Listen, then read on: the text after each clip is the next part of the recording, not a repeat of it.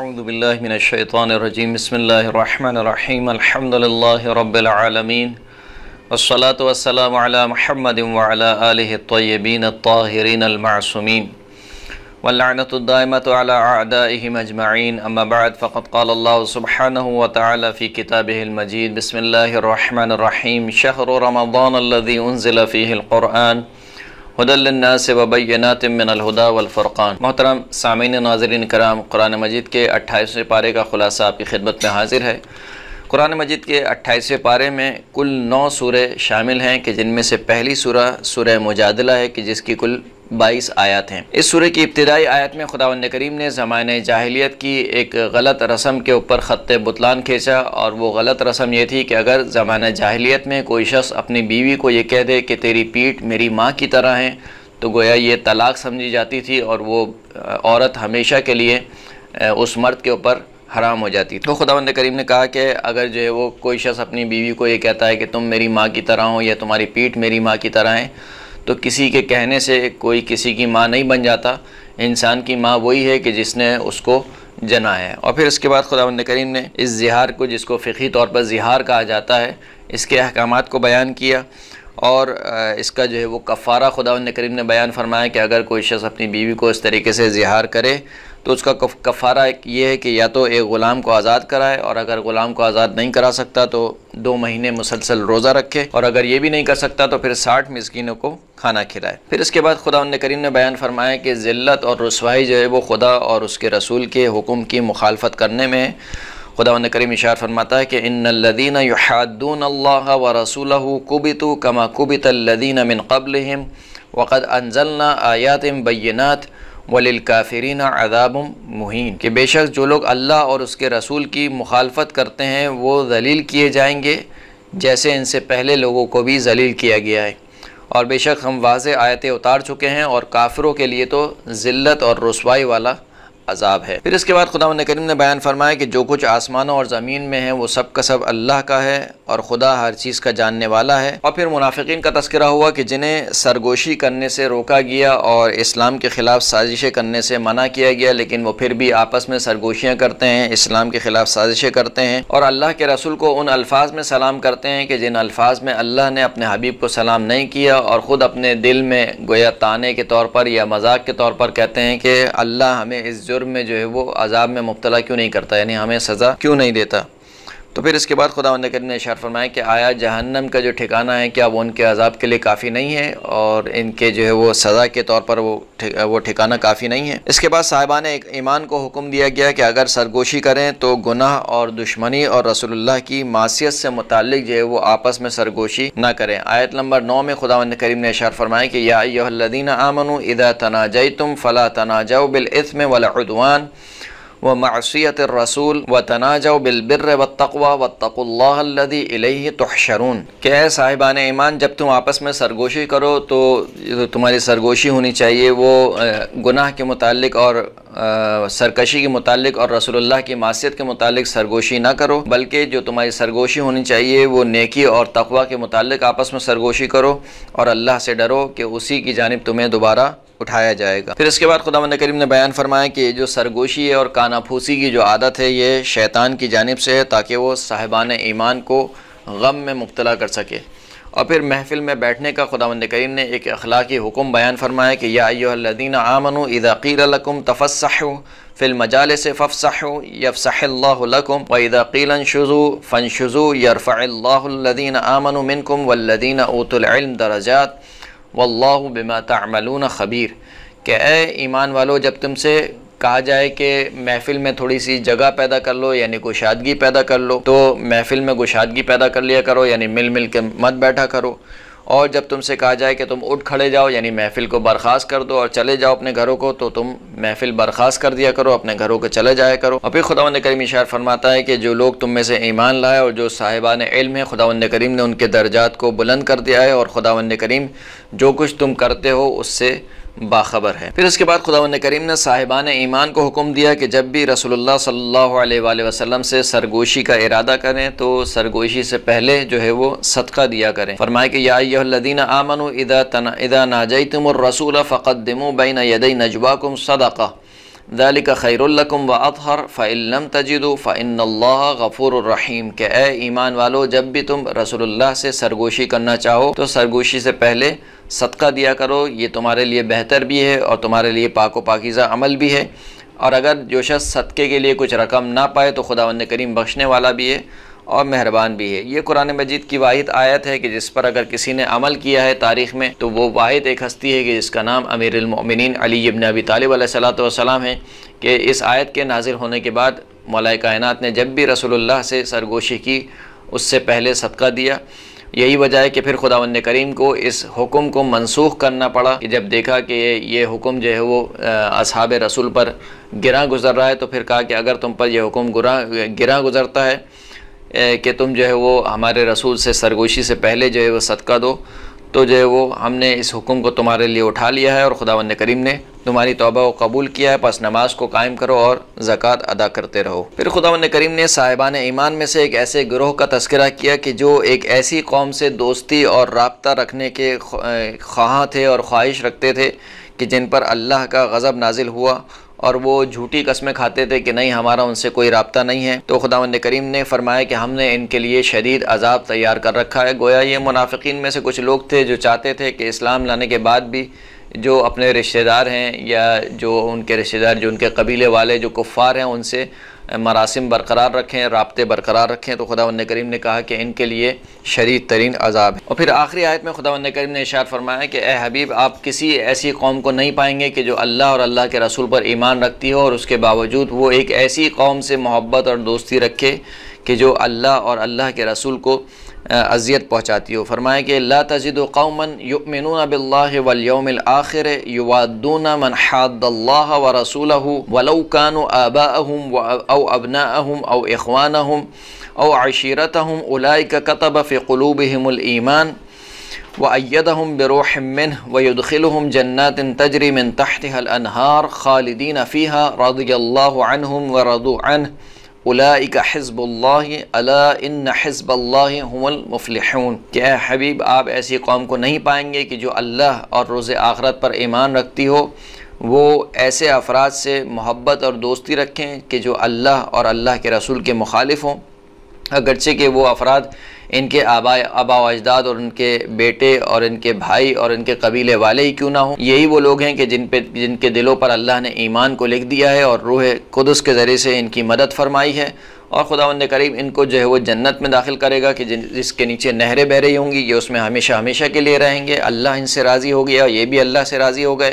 اور یہی وہ لوگ ہیں کہ جو اللہ کا گروہ ہیں، اور آگاہ ہو جاؤ کہ اللہ کا گروہ ہی کامیاب ہے۔ اس کے بعد اگلی سورہ مبارکہ حشر ہے کہ جس کی کل 24 آیتیں ہیں۔ ابتدائی 5 آیت میں خداوند کریم نے بنی نذیر کا تذکرہ کیا جو کہ یہودیوں کا ایک قبیلہ تھا، اور ان کی ذلت اور ان کی شکست کو خداوند کریم نے بیان فرمایا کہ جنہیں اللہ نے مدینے سے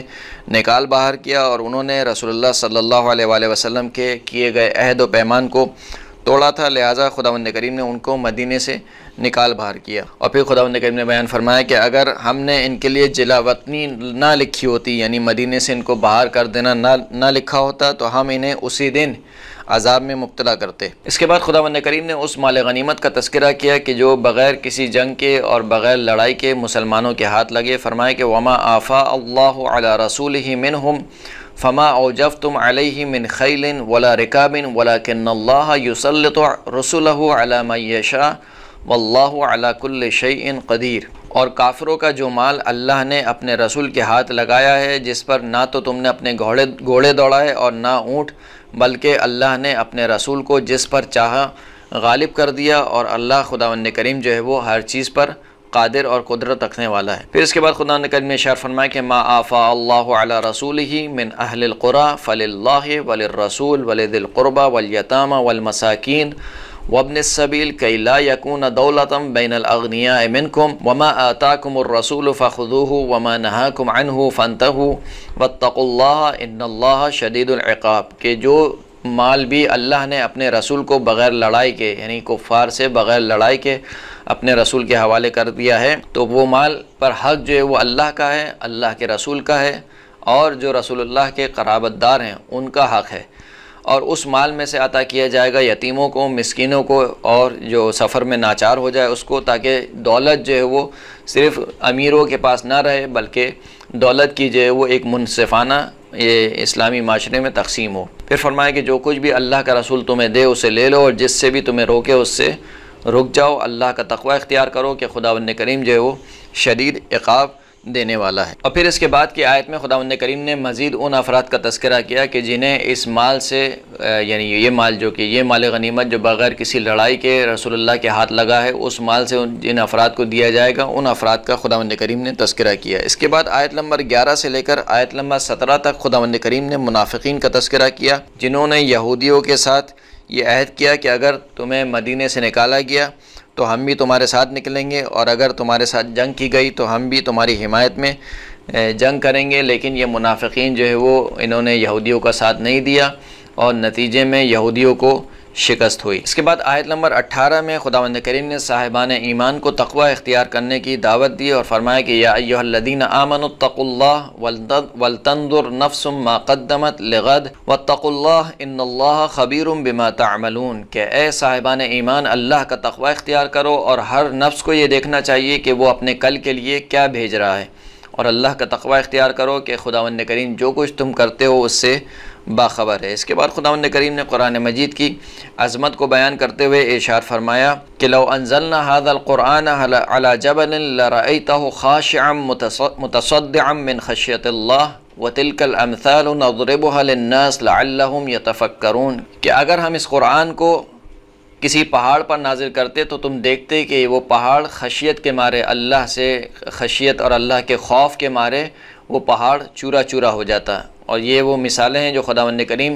لوگوں کے لیے پیش کرتا ہے تاکہ وہ اس میں غور و فکر کر سکیں۔ اور پھر اس سورہ کی آخری آیت میں خداوند کریم نے ان اسماء حسنہ کا ذکر فرمایا کہ جن سے خداوند کریم کی صفات ظاہر ہوتی ہیں۔ اس کے بعد جو اگلی سورہ ہے وہ سورہ ممتحنہ ہے کہ جس کی کل 13 آیات ہیں، اور ابتدائی آیت میں صاحبان ایمان کو حکم دیا گیا کہ وہ ہرگز بھی کفار کو اپنا دوست نہ بنائیں، اگرچہ کہ وہ ان کے خونی رشتہ دار، قریبی رشتہ داری کیوں نہ ہوں، کیونکہ یہ کفار چاہتے ہیں کہ تمہیں دوبارہ اپنے دین پر لے آئیں، یعنی دوبارہ تمہیں کافر کر دیں، اور یہ کفار جو ہے وہ موقع کے انتظار میں ہیں کہ جہاں تم سست یا کمزور پڑو کہ تم پر جو ہے وہ غالب آ جائیں اور تمہیں جو ہے وہ قتل کر دیں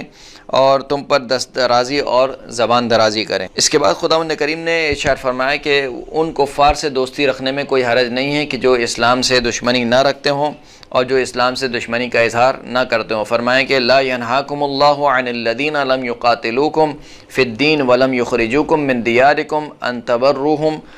وتقسطوا الیہم ان اللہ یحب المقسطین، کہ خداوند کریم تمہیں منع نہیں کرتا ان لوگوں سے کہ جنہوں نے تمہارے ساتھ دین کے معاملے میں تم سے لڑائی نہیں کی اور تمہیں تمہارے گھروں سے باہر نہیں نکالا۔ کس چیز سے منع نہیں کرتا؟ کہ تم ان کے ساتھ نیکی کرو اور ان کے ساتھ انصاف کرو، اور خداوند کریم جو ہے وہ انصاف کرنے والوں کو پسند فرماتا ہے۔ تو بس کفار میں سے وہ کفار کہ جو اسلام دشمنی رکھتے ہیں اور اسلام دشمنی کا اظہار کرتے ہیں، ان کے ساتھ خداوند کریم نے دوستی کرنے سے منع کیا، لیکن وہ افراد، وہ کفار کہ جو اسلام دشمنی کا اظہار نہیں کرتے ہیں اور اسلام سے دشمنی نہیں رکھتے ہیں، ان کفار سے خداوند کریم نے دوستی رکھنے سے منع نہیں فرمایا۔ پھر خداوند کریم نے بیان فرمایا کہ جو کافر عورتیں تازہ مسلمان ہوئی ہوں ان سے بیعت لی جائے، ان سے عہد و پیمان لیا جائے اس بات پر کہ وہ شرک نہیں کریں گی اور چوری، زنا اور قتل نہیں کریں گی اور بہتان نہیں لگائیں گی۔ اور آخری آیت میں دوبارہ خداوند کریم نے مومنین کو ایسے افراد سے دوستی رکھنے کو منع کیا کہ جن پر اللہ کا غضب نازل ہوا۔ اس کے بعد جو اگلی سورہ ہے وہ سورہ مبارکہ صف ہے کہ جس کی 14 آیات ہیں گی۔ پہلی آیت میں یا ابتدائی آیت میں خداوند کریم نے یہ بیان فرمایا کہ کائنات کی ہر شے اللہ کی تسبیح کر رہی ہے اور خداوند کریم غالب آنے والا ہے اور صاحب حکمت ہے۔ پھر اس کے بعد خداوند کریم نے مومنین کی سرزنش کی اس بات پر کہ کیوں وہ بات کہتے ہیں کہ جو خود اس پر عمل نہیں کرتے۔ پھر اس کے بعد اگلی سورہ سورہ مبارکہ صف ہے کہ جس کی کل 14 آیات ہیں۔ پہلی آیت میں خداوند کریم نے بیان فرمایا کہ کائنات کی ہر شے خداوند کریم کی تسبیح کر رہی ہے، خداوند کریم غالب آنے والا اور حکمت والا ہے، اور اس کے بعد کی 2 آیات میں خداوند کریم نے مومنین کی اس بات پر سرزنش کی اور مذمت کی کہ وہ کیوں وہ بات کہتے ہیں کہ جس پر خود عمل نہیں کرتے۔ فرمایا کہ یا ایھا الذین آمنوا لم تقولون ما لا تفعلون کبر مقتا عند اللہ ان تقولوا ما لا تفعلون، کہ اے وہ لوگوں جو ایمان لائے، کیوں وہ بات کہتے ہو کہ جس پر خود عمل نہیں کرتے، اور خدا کے نزدیک یہ بہت بڑا گناہ ہے کہ تم وہ بات کہو کہ جس پر خود عمل نہ کرو۔ پھر خداوند کریم نے بیان فرمایا کہ جو شخص بھی اللہ کی راہ میں سیسا پلائی ہوئی دیوار کی مانند جہاد کرتا ہے، خداوند کریم اس قوم کو، اس شخص کو پسند فرماتا ہے۔ اس کے بعد خداوند کریم نے جناب موسیٰ کا تذکرہ کیا کہ انہوں نے اپنی قوم سے کہا کہ تم کیوں مجھے اذیت دیتے ہو جبکہ تم جانتے ہو کہ میں اللہ کا رسول ہوں۔ پھر جناب عیسیٰ کا تذکرہ ہوا، جنہوں نے بنی اسرائیل کو بشارت دی کہ میرے بعد ایک رسول آنے والا ہے کہ جس کا نام جو ہے وہ احمد ہے۔ وَإِذْ قَالَ عِيسَى ابْنُ مَرْيَمَ يَا بَنِي إِسْرَائِيلَ إِنِّي رَسُولُ اللَّهِ إِلَيْكُمْ مُصَدِّقًا لِمَا بَيْنَ يَدَيَّ مِنَ التَّوْرَاةِ وَمُبَشِّرًا بِرَسُولٍ يَأْتِي مِن بَعْدِ اسْمُهُ أَحْمَدُ فَلَمَّا جَاءَهُمُ الْبَيِّنَاتُ قالوا هذا سحر مبین، کہ اس وقت کو یاد کرو کہ جب عیسیٰ ابن مریم نے بنی اسرائیل سے کہا کہ میں اللہ کا رسول ہوں، تمہاری جانب بھیجا ہوا ہوں، اور میں تصدیق کرتا ہوں ان کتابوں کی جو مجھ سے پہلے نازل ہوئی، یعنی توریت کی تصدیق کرتا ہوں، اور میں تمہیں بشارت دیتا ہوں ایک رسول کی کہ جو میرے بعد آئے گا کہ جس کا نام احمد ہوگا۔ بس جب وہ ان کے پاس آ گیا، یعنی جب وہ رسول ان کے پاس آ گیا، یعنی سرکار ختمی مرتبہ حضرت محمد مصطفیٰ صلی اللہ علیہ وآلہ وسلم کو خداوند کریم نے بھیجا، تو ان لوگوں نے ان پر تہمت لگائی کہ یہ تو کھلا ہوا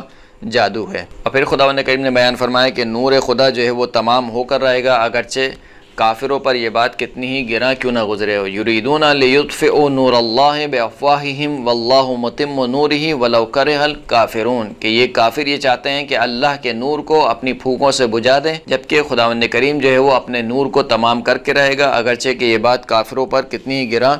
کیوں نہ گزرے ہو۔ پھر اس کے بعد رسول اللہ صلی اللہ علیہ وآلہ وسلم کی بعثت کے مقصد کو بیان کیا گیا کہ هو الذی ارسل رسولہ بالہدی ودین الحق لیظہرہ علی الدین کلہ ولو کرہ المشرکون، کہ خداوند کریم وہ ہے کہ جس نے اپنے رسول کو ہدایت کے ساتھ اور دین حق کے ساتھ بھیجا تاکہ اس کا دین تمام ادیان پر غالب آ جائے، اگرچہ کہ یہ بات مشرکین کو کتنی ہی ناگوار کیوں نہ گزرے۔ پھر اس کے بعد خداوند کریم نے ایک ایسی تجارت کا تذکرہ کیا کہ جو دردناک عذاب سے بچانے والی ہے۔ آیت نمبر 10 اور آیت نمبر 11 میں خداوند کریم ارشاد فرماتا ہے کہ یا ایھا الذین آمنوا هل ادلکم علی تجارۃ تنجیکم من عذاب علیم، کہ اے صاحبان ایمان کیا میں تمہیں ایک ایسی تجارت کی طرف رہنمائی نہ کروں کہ جو تمہیں عذاب علیم، دردناک عذاب سے جو ہے وہ بچا لے۔ وہ تجارت کیا ہے؟ تؤمنون باللہ ورسولہ وتجاہدون فی سبیل اللہ باموالہم وانفسہم ذالک خیر لکم ان کنتم تعلمون، کہ وہ تجارت یہ ہے کہ تم اللہ پر ایمان لے آؤ، اللہ کے رسول پر ایمان لے آؤ، اور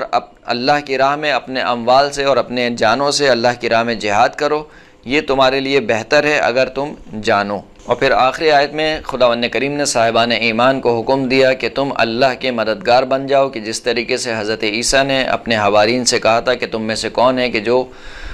میرا جو ہے وہ اللہ کے ساتھ مددگار ہو، لہٰذا تم اللہ کے دین کی نصرت کرنے والے اور اللہ کے دین کی مدد کرنے والے بن جاؤ۔ پھر اس کے بعد جو اگلی سورہ ہے وہ سورہ مبارکہ جمعہ ہے، کہ جس کی 11 آیات ہیں، انتہائی مشہور و معروف سورہ ہے کہ جس کو نماز جمعہ میں بھی پڑھا جاتا ہے۔ ابتدائی آیت میں خداوند کریم نے ارشاد فرمایا کہ جو کچھ زمین اور آسمان میں ہے وہ سب کا سب اللہ کی تسبیح کر رہے ہیں، اور پھر رسول اللہ صلی اللہ علیہ وآلہ وسلم کی بعثت کے اہداف کو خداوند کریم نے ذکر فرمایا کہ هو الذی بعث فی الامیین رسولا منہم یتلو علیہم آیاتہ ویزکیہم ویعلمہم الکتاب والحکمہ وَإِن كَانُوا مِن قَبْلُ لَفِي ضَلَالٍ مُبِينٍ، کہ خداوند کریم وہ ہے کہ جس نے امیین میں انہی میں سے ایک رسول بھیجا کہ جو اللہ کی آیتیں پڑھ کر سناتا ہے، ان کا تزکیہ نفس کرتا ہے، ان کو کتاب اور حکمت کی تعلیم دیتا ہے، اگرچہ کہ یہ اس سے پہلے کھلی ہوئی گمراہی میں پھر رہے تھے۔ اس کے بعد خداوند کریم نے یہودیوں کی مذمت کرتے ہوئے ارشاد فرمایا کہ جن کو ہم نے توریت عطا کی ان کی مثال اس گدھے کی مانند ہے کہ جو سامان کو اٹھاتا ہے لیکن سامان سے استفادہ نہیں کرتا، یعنی ہم نے ان کو کتاب عطا کی، وہ کتاب جو ہے وہ اپنی پیٹھ پر لے کر چلتے تو ہیں لیکن اس کتاب سے جو ہے وہ استفادہ نہیں کرتے۔ اور پھر خداوند کریم نے ارشاد فرمایا کہ یہودی جو ہے وہ پوری دنیا میں سے سب سے زیادہ موت سے جو ہے وہ ڈرنے والے ہیں، کیونکہ خداوند کریم نے کہا کہ اگر تمہارا یہ دعویٰ ہے کہ تم اللہ کے پسندیدہ جو ہے اللہ کی پسندیدہ مخلوق ہو تو تم موت کی تمنا کرو، اور پھر فرمایا کہ یہ کبھی بھی موت کی تمنا نہیں کریں گے۔ پھر فرمایا کہ خداوند کریم نے فرمایا کہ موت تو آ کر رہے گی اور موت سے کوئی فرار نہیں ہے۔ پھر مسلمانوں کو نماز جمعہ کا حکم دیا گیا، فرمایا کہ یا ایھا الذین آمنوا اذا نودی للصلاۃ من یوم الجمعۃ فاسعوا الی ذکر اللہ وذروا البیع ذلک خیر لکم ان کنتم تعلمون، کہ اے وہ لوگ جو کہ ایمان لے آئے، جب ندا دی جائے، جمعے کے دن نماز کے لیے ندا دی جائے، صدا دی جائے، تو فاسعوا الی ذکر اللہ، اللہ کے ذکر کی طرف جلدی کرو، کوشش کرو، اور تجارت کو اور خرید و فروخت کو چھوڑ دو، یہ تمہارے لیے بہتر ہے اگر تم جان سکو۔ اور یوں اس طریقے سے اس سورہ مبارکہ جمعہ کا تقریباً اختتام ہوتا ہے، اور آخری آیت میں ایک طریقے سے مسلمانوں کو تنبیہ کرتے ہوئے خداوند کریم نے ارشاد فرمایا کہ جب یہ کسی تجارت کو یا کھیل کود کو دیکھتے ہیں تو یہ آپ کو اکیلا چھوڑ کر چلے جاتے ہیں، اور آپ جو ہے وہ اکیلے کھڑے رہتے ہیں۔ جو چیزیں اللہ کے پاس ہیں وہ اس کھیل کود سے اور تجارت سے بہت بہتر ہیں، اور خداوند کریم جو ہے وہ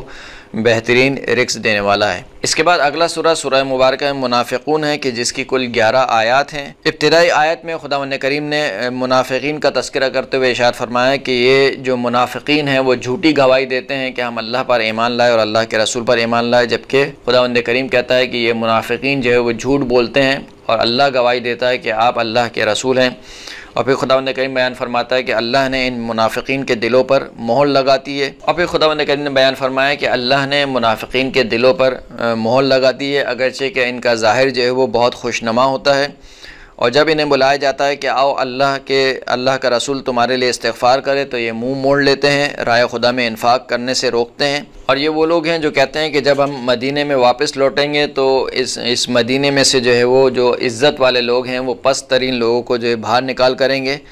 اور پھر اس کے بعد خداوند کریم نے صاحبان ایمان کو ایک نصیحت فرمائی کہ یا ایھا الذین آمنوا لا تلہکم اموالکم ولا اولادکم عن ذکر اللہ ومن یفعل ذلک فاولئک هم الخاسرون، کہ اے وہ لوگ جو ایمان لائے، ہرگز تمہارے مال اور تمہاری اولاد تمہیں اللہ کے ذکر سے غافل نہ کر دے، اور جو شخص بھی یہ کام کرے گا یعنی جو اللہ کے ذکر سے غافل ہوگا وہی خسارہ اٹھانے والا ہے۔ اور پھر خداوند کریم نے آخری آیت میں انفاق کا تذکرہ کیا اور انفاق کے حکم دیتے ہوئے فرمایا کہ اس سے پہلے کہ تمہیں موت آ جائے اللہ کی راہ میں انفاق کرو، کہیں ایسا نہ ہو کہ موت کے وقت انسان کرے کہ کاش میں جو ہے وہ کچھ اللہ کی راہ میں انفاق کر دیتا۔ اس کے بعد اگلی سورہ سورہ مبارکہ تغابن ہے کہ جس کی کل 18 آیات ہیں گی۔ ابتدائی آیت میں خداوند کریم نے ارشاد فرمایا کہ کائنات کی ہر شے اللہ کی تسبیح کر رہی ہے، اور بادشاہت، کائنات کی بادشاہت فقط اللہ کے لیے ہے اور اسی کے لیے تمام تعریفیں ہیں۔ پھر خداوند کریم نے اپنی خالقیت کا بیان کیا اور فرمایا کہ انسان اپنے اختیار سے یا مومن ہوتا ہے یا کافر بنتا ہے۔ اور پھر چوتھی آیت میں خداوند کریم نے اپنے علم کو بیان فرمایا کہ خداوند کریم زمین اور آسمانوں میں جو کچھ ہے وہ اس کا جاننے والا ہے، جو تم چھپاتے ہو خداوند کریم وہ بھی جانتا ہے، جس کا تم اظہار کرتے ہو خداوند کریم اس سے بھی باخبر ہے۔ پھر اس کے بعد گزشتہ اقوام کی ہلاکت کا حوالہ دیتے ہوئے خداوند کریم نے ارشاد فرمایا کہ کیا تم تک پہلے والوں کی یعنی پہلی قوموں کی خبر تم تک نہیں پہنچی کہ ان تک ہمارے رسول پہنچے اور انہوں نے ہمارے رسولوں کا انکار کیا تو ہمارے عذاب نے ان کو گھیر لیا۔ پھر خداوند کریم نے بیان فرمایا کہ کافر یہ گمان کرتے ہیں کہ وہ دوبارہ نہیں اٹھائے جائیں گے، جس کے جواب میں خداوند کریم نے ارشاد فرمایا کہ تم ضرور بضرور دوبارہ اٹھائے جاؤ گے، اور پھر خداوند کریم جو کچھ تم اس دنیا میں کرتے رہے ہو اس کی تمہیں خبر دے گا۔ پھر محشر کے دن کا تعارف ہوا کہ یہ وہ دن ہوگا کہ جس میں سب کو جمع کیا جائے گا، اور یہی وہ دن ہے کہ جو مقابلے کا اور ہار جیت کا دن ہے۔ آیت نمبر 9 میں خداوند کریم نے ارشاد فرمایا کہ یوم یجمعکم لیوم الجمع ذلک یوم التغابن ومن یؤمن باللہ ویعمل صالحا یکفر عنہ سیئاتہ ویدخلہ جنات تجری من تحتها الانہار خالدین فیہا ابدا ذلک الفوز العظیم،